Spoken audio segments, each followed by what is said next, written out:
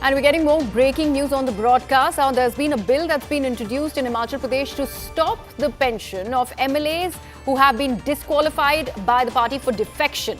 Now, the Himachal Pradesh Legislative Assembly Allowances and Pensions of Members Amendment Bill 2024 has been introduced by the Chief Minister in the state. And according to the bill, a person shall not be entitled for pension under the Act if he has been disqualified at any point of time under the 10th schedule of the Constitution, which is the Anti-defection law. This is coming in from the Chief Minister's office. And this, we are learning, has been a landmark decision that's coming out of the state that is facing a severe financial crisis. Taking this back to my colleague Pallavi.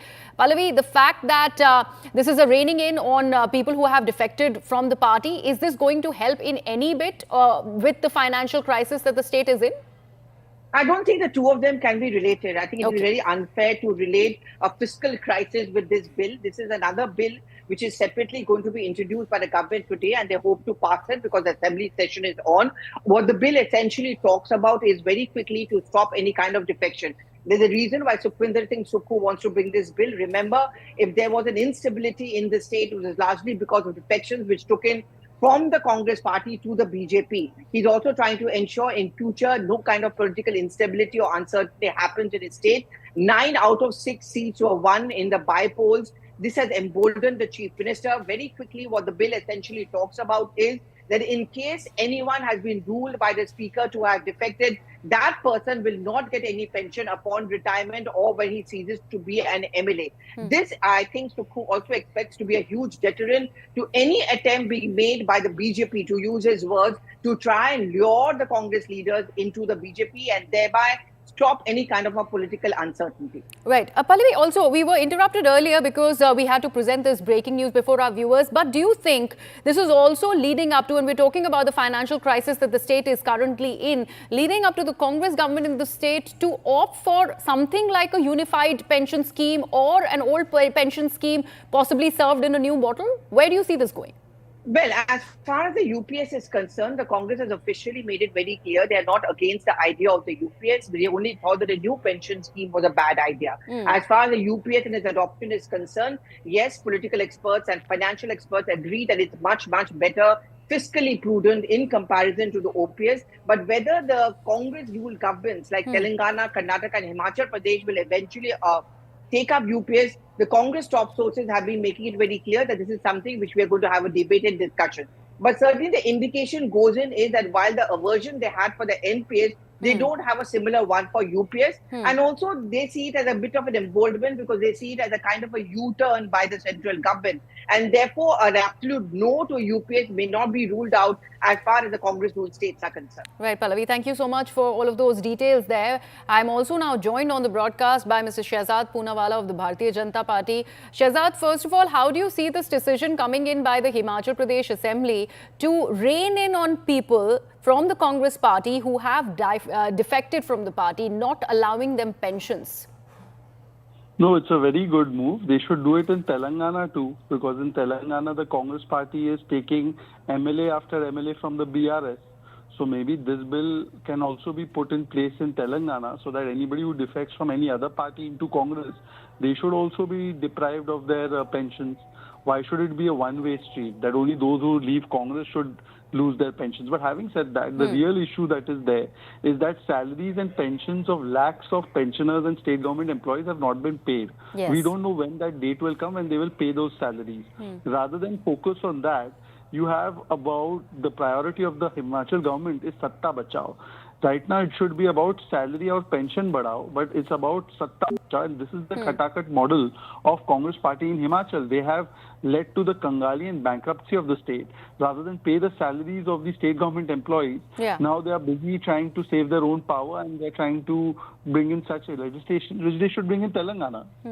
Shehzad, do you think being adamant upon bringing in the old pension scheme is leading up to this financial crisis, although we are getting a completely different sort of a response by Mr. Sukhu? Mr. Sukhu has in fact said that because BJP built schools and hospitals, that's why the state is in a financial crisis. Maybe the BJP should have given free liquor to everyone, then that would have been a better plan for them. But having said that, well, look, the model of Congress party itself has been rejected by it when it did not put in OPS in its manifesto in 2024. Where have they implemented the OPS in Telangana? Where have they implemented the OPS in Karnataka? So they themselves know that OPS is a recipe for disaster, said by Raghuram Rajan and by Montek Singh Ahluwalia. In fact, Manmohan Singh had pressed for the new pension scheme under his tenure as Prime Minister between 2004 to 14.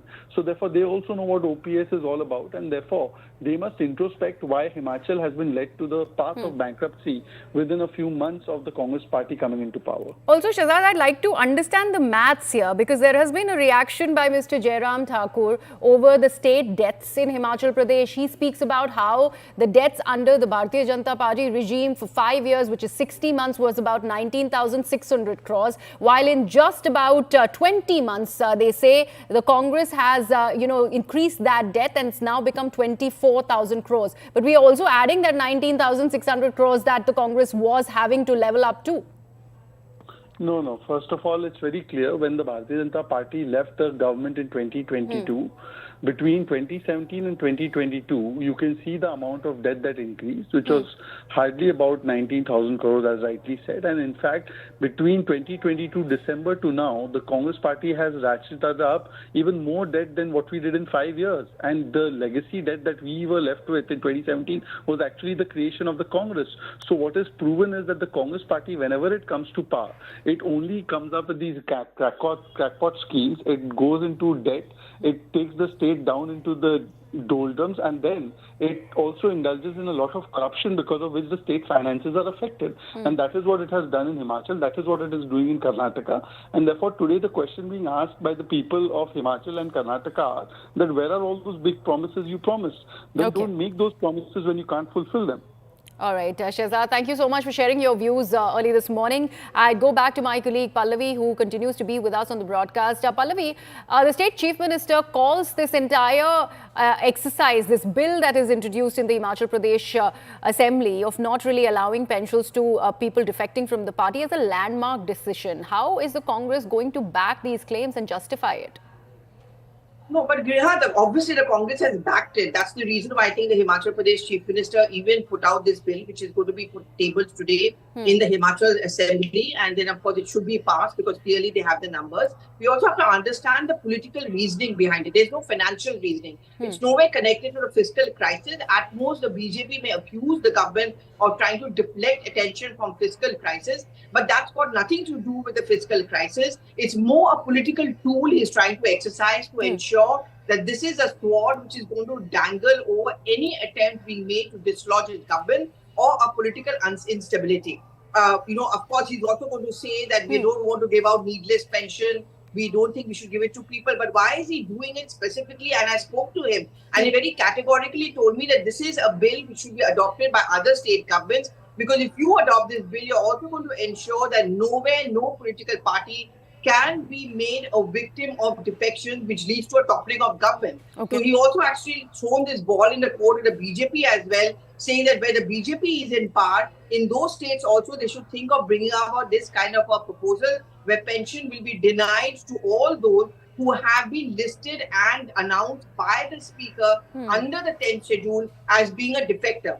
This power is going to be given to the Speaker of the House. The Speaker of the House is going to decide who's going to be a defector. Once you are proclaimed to be a defector, you are not entitled to any amount of pension. Right. I guess that answers the question that Shahzad Poonawalla of the Bharatiya Janata Party was raising initially. Thank you so much for that, Pallavi. With that, we are slipping into a very short break, but you get to see all of these news stories on news18.com as well. For all the latest breaking news developments and to stay up to date with the coverage from across India, the world, from business, from entertainment and cricket, just log on to news18.com. It is India's leading news website. It combines accurate reporting with in-depth analysis, ensuring that readers stay informed on critical developments.